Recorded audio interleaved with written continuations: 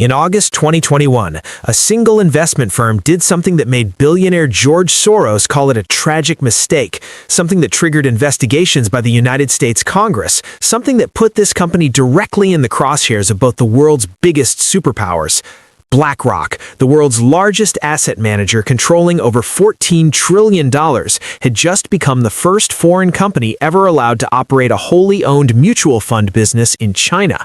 Within days, over 111,000 Chinese investors poured in more than $1 billion. But here's what makes this story terrifying. BlackRock isn't just invested in China. It manages the retirement savings of 35 million Americans. Your 401k? There's a good chance BlackRock is handling it right now. And today, this financial giant finds itself trapped between two nations locked in what experts are calling the greatest economic conflict of the 21st century. By the end of this video, you'll understand the three biggest factors that keep BlackRock tied to both nations and why these factors can't be erased. So stick around till the end, because what you're about to discover will completely change how you see the global economy. Most people think BlackRock could simply choose a side, pull out of China, focus on America, problem solved. But there's a reason they can't do that, a reason so fundamental to how our modern economy works that removing it would be like trying to unscramble an egg. The first factor is economic interdependence, and it's far more complicated than you think. Here's what nobody tells you about the US-China economic relationship. It's not optional anymore. Total trade in goods and services between the two countries exceeded $600 billion in 2020, even with all the tariffs, all the political rhetoric, all the accusations of economic warfare. Bilateral trade hit an all-time high in 2022.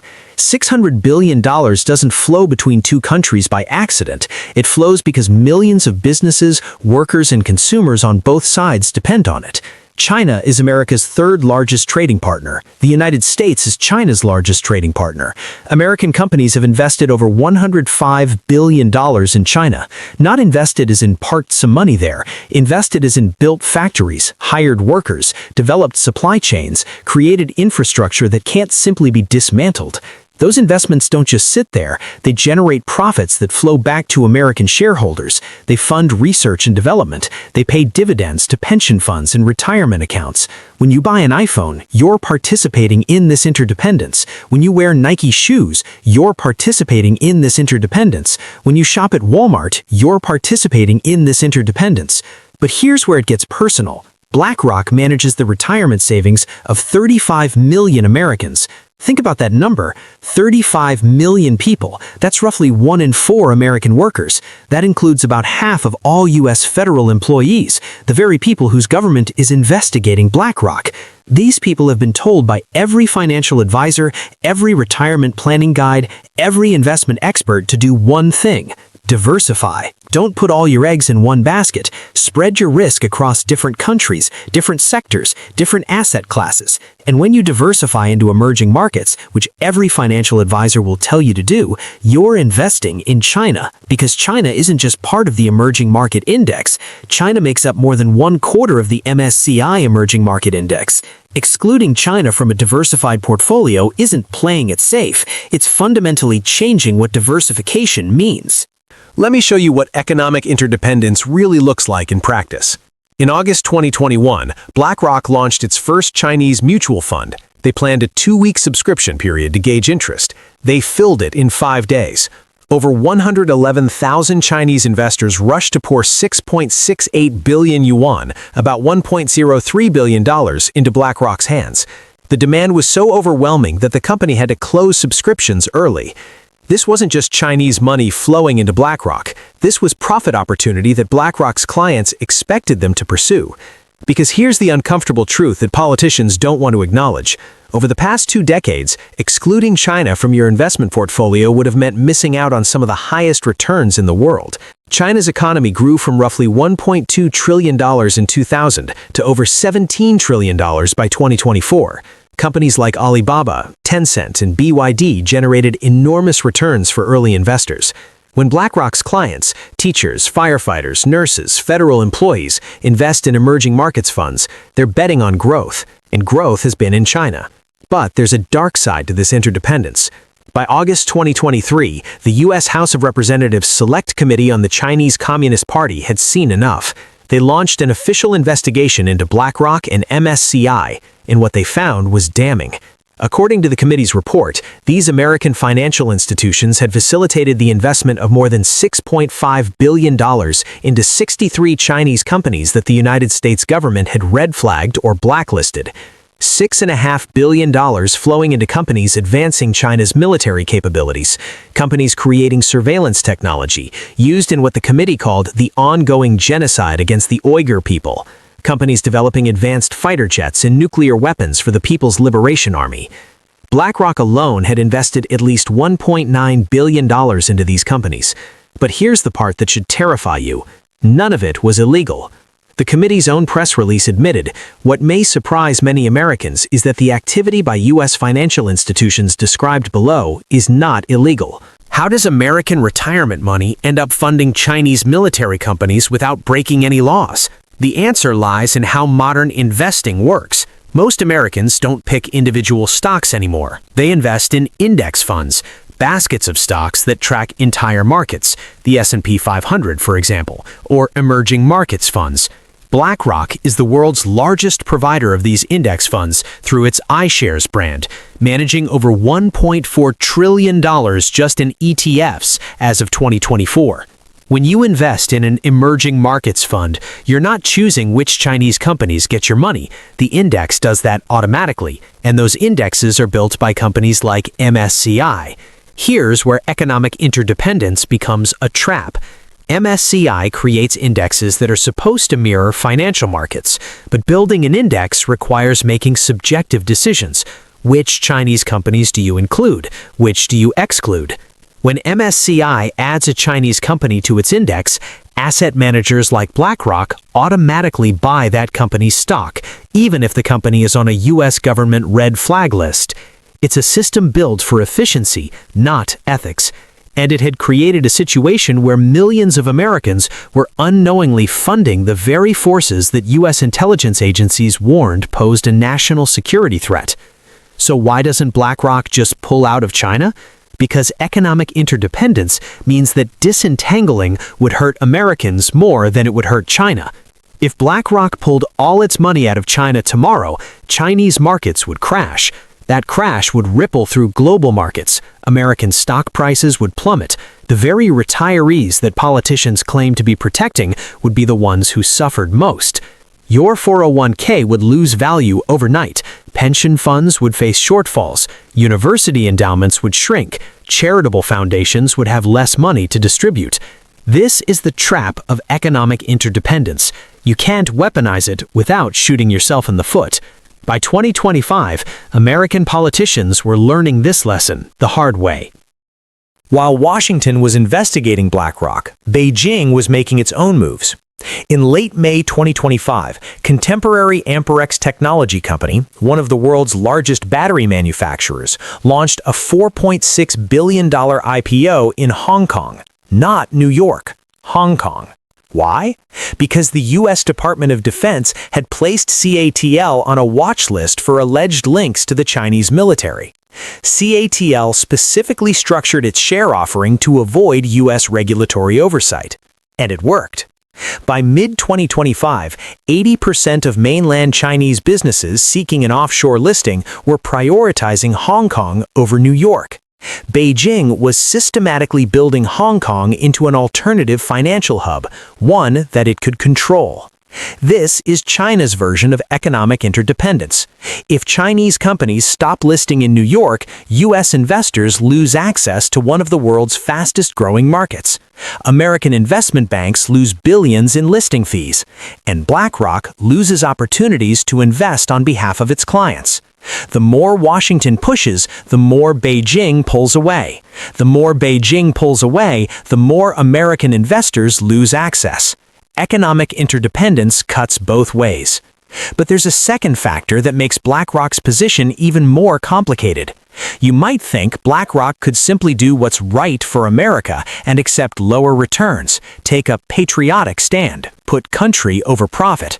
But there's a legal problem with that. A problem so fundamental that it overrides every political consideration. The second factor is fiduciary duty, and it's about to turn everything you thought you understood about this situation upside down. BlackRock doesn't own the $14 trillion it manages. That money belongs to teachers' pension funds, firefighters' retirement accounts, university endowments, and millions of individual investors. And BlackRock has a legal obligation to those investors. It's called fiduciary duty.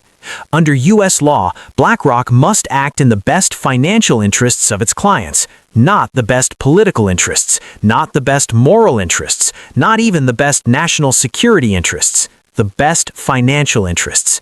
This isn't a suggestion, it's a legal requirement. If BlackRock violates its fiduciary duty, it can be sued, and it will lose. Let me make this concrete.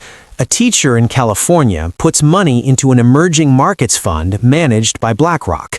That teacher expects the fund to invest in emerging markets.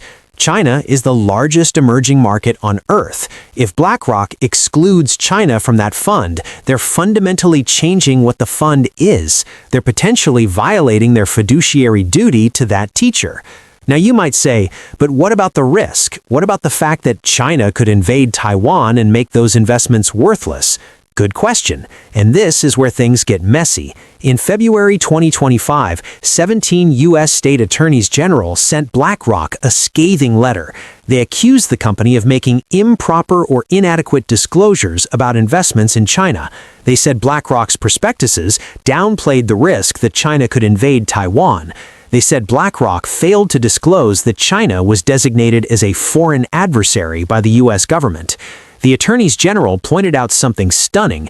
BlackRock's China fund had received the same ESG rating, a measure of environmental, social, and governance responsibility, as BlackRock's U.S. S&P 500 fund, a fund investing in Chinese companies in a country accused of genocide, mass surveillance, and military aggression, had the same ethical rating as a fund investing in American companies.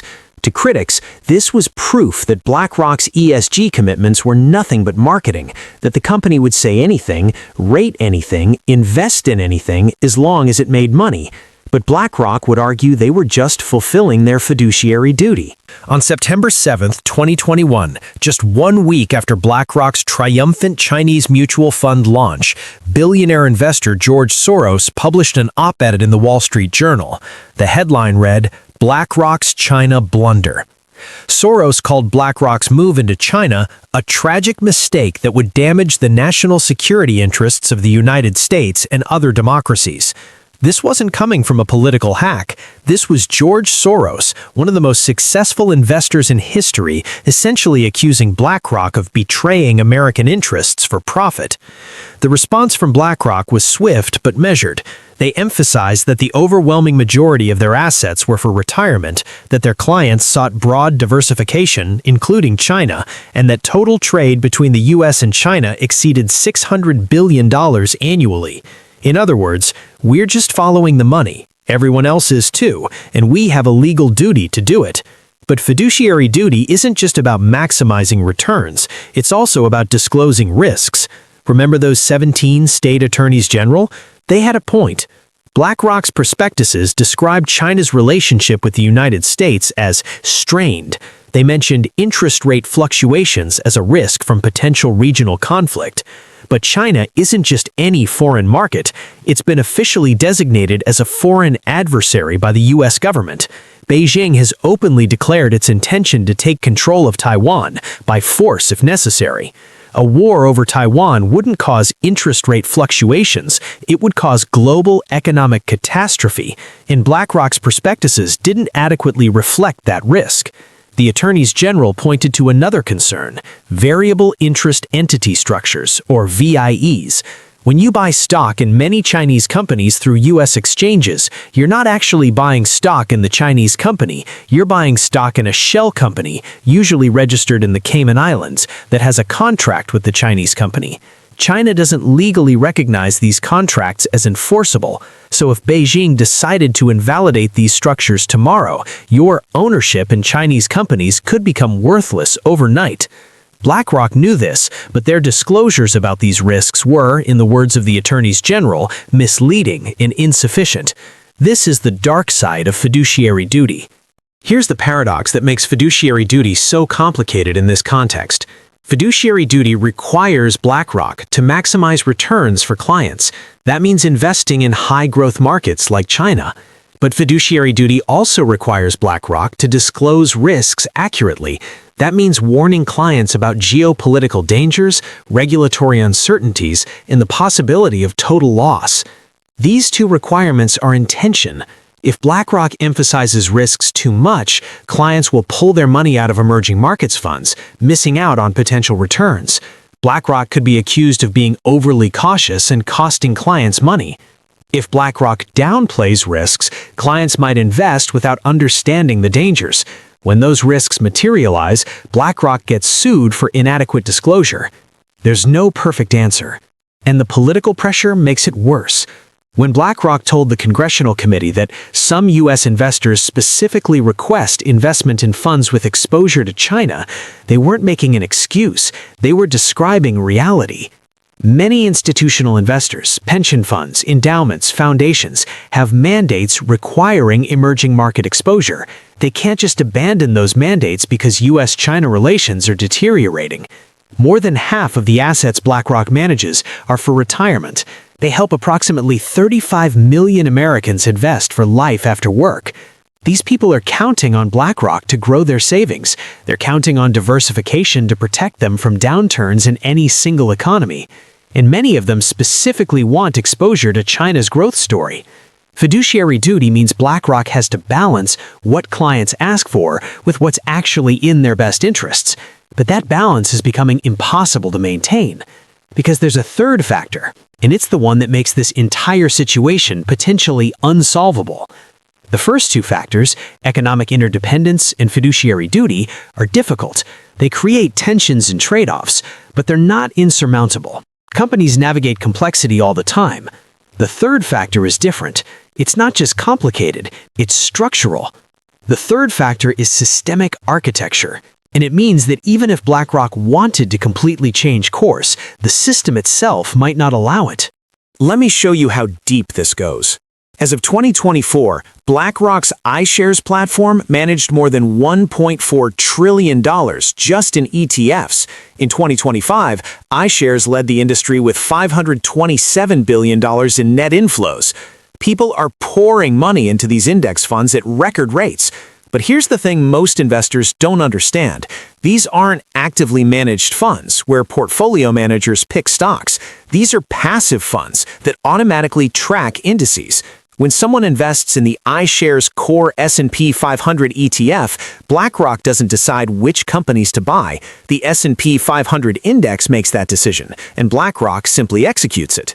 This system has created enormous wealth. It's made investing accessible to millions of people. It's kept costs low through automation and scale. But it's also created a machine that's very difficult to steer. MSCI, S&P Dow Jones, FTSE Russell. These index providers create the blueprints that the entire investment world follows. They decide which countries count as developed versus emerging. They decide which companies belong in which categories. BlackRock is the world's largest index investor. When MSCI puts a Chinese company in the emerging markets index, BlackRock's index funds automatically buy it. BlackRock doesn't make that choice, MSCI does. And here's the crucial part. MSCI isn't making political decisions, they're making market decisions.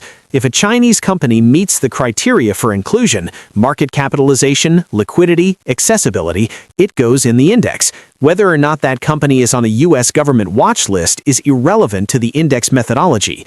This is systemic architecture. The rules of the system determine the outcomes, regardless of what any individual player wants. The rise of passive investing has been one of the most profound transformations in financial history. In 1990, passive index funds represented less than 1% of U.S. equity assets. By 2020, they represented nearly 40%. The shift happened because passive investing works. It delivers market returns at low cost. For most investors, it outperforms active stock picking. But it's also created a system where money flows automatically based on index construction. When pension funds are required by law to diversify, they invest in index funds. When index funds track emerging markets, they include China. The individual decisions that created this system all made sense. Each one was rational. But collectively, they've created an architecture that's almost impossible to change. You might ask, why doesn't BlackRock just create China-free index funds? They actually do. The iShares MSCI Emerging Markets ex-China ETF exists specifically for investors who want emerging market exposure without China. But creating these alternatives doesn't solve the fundamental problem. Because most of the money flowing into index funds isn't making active choices. It's flowing automatically through employer-sponsored 401k plans, pension fund allocations, and automated investment platforms. These systems are built on standard indexes. Changing them would require rewriting contracts, updating software, getting regulatory approvals, and educating millions of investors about why their funds are suddenly different. It's possible, but it's not easy, and it's not fast.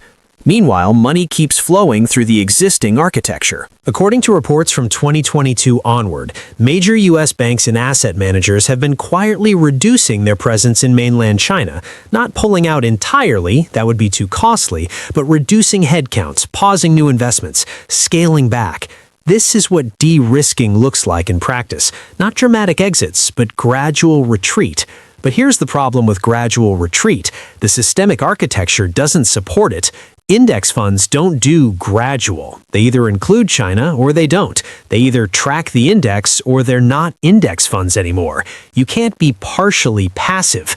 And that creates a binary choice that nobody wants to make. If asset managers start excluding China from indexes, they're fundamentally changing what emerging markets investing means. They're potentially violating their own fund prospectuses. They're making an active political decision in what's supposed to be a passive investment vehicle. If they don't exclude China, they face ongoing political pressure, investigations, and the risk that one day Congress will make the choice for them by changing the law. Everything I've described so far assumes the current uneasy status quo continues, but there's an elephant in the room: Taiwan. Every intelligence agency in the Western world is watching China's military buildup around Taiwan. President Xi Jinping has repeatedly stated that reunification with Taiwan cannot be delayed indefinitely. If China invades Taiwan, the systemic architecture collapses. The United States would almost certainly impose comprehensive sanctions on China, far beyond anything we've seen before. This wouldn't be like the sanctions on Russia after Ukraine. China's economy is 10 times larger. In that scenario, BlackRock wouldn't have a choice about the systemic architecture. U.S. law would prohibit investments in China, but the damage would cascade through the global financial system in ways that are almost impossible to predict. BlackRock has billions of dollars invested in Chinese markets through index funds. If those markets became inaccessible overnight, the losses would be immediate and catastrophic. And here's the terrifying part: BlackRock's index funds don't have an eject button. When you've built an entire investment architecture on passive index tracking, you can't suddenly become active. The system doesn't allow it. So now you understand the three factors. Economic interdependence means that the US and China are so financially intertwined that separation would cause massive economic pain on both sides. Fiduciary duty means that BlackRock has a legal obligation to pursue returns for its 35 million American clients, even when that means investing in controversial markets. Systemic architecture means that the entire modern financial system is built on passive index investing, a structure that makes it nearly impossible to simply exclude China without rebuilding everything from scratch. These aren't excuses, they're constraints built into the fabric of global capitalism. BlackRock didn't create these constraints, but they're living with the consequences. When billionaire George Soros called BlackRock's China expansion a tragic mistake, he was seeing one side of the story. When congressional investigators accused BlackRock of funding China's military, they were seeing another side. But the full picture is more complicated than either narrative suggests. BlackRock is caught between two superpowers who are increasingly demanding, pick a side. And the three factors you just learned about make that choice impossible. The question isn't whether BlackRock made the right choice. The question is whether anyone had a choice at all. If this video changed how you see the global economy, hit that like button and subscribe for more deep dives into the forces shaping our financial future. Some debate that BlackRock should pull out of China. Others think economic interdependence is too strong a factor to allow it. What do you think? Thanks for watching. I'll see you in the next one.